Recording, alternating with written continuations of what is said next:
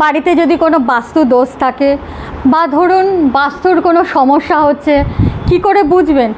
একে অপরের সাথে মনের মিল হচ্ছে না, খেতে বসেছেন খাবারের মধ্যে চুল পাচ্ছেন, বা বিভিন্ন উপায়ে মনে হচ্ছে বাড়িতে কোনো অশুভ শক্তির প্রভাব ঘটেছে, তাহলে কি করবেন?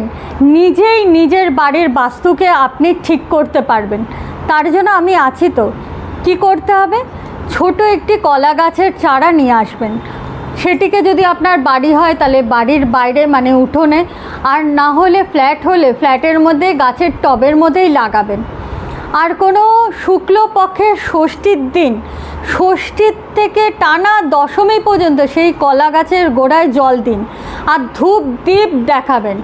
আর হ্যাঁ বন্ধুরা, অতি অবশ্যই এই সমস্ত কাজ করার সাথে সাথে কলা গাছে কিন্তু হলুদ সুতো বেঁধে দিয়ে আপনার মনের ইচ্ছেটা জানাবেন।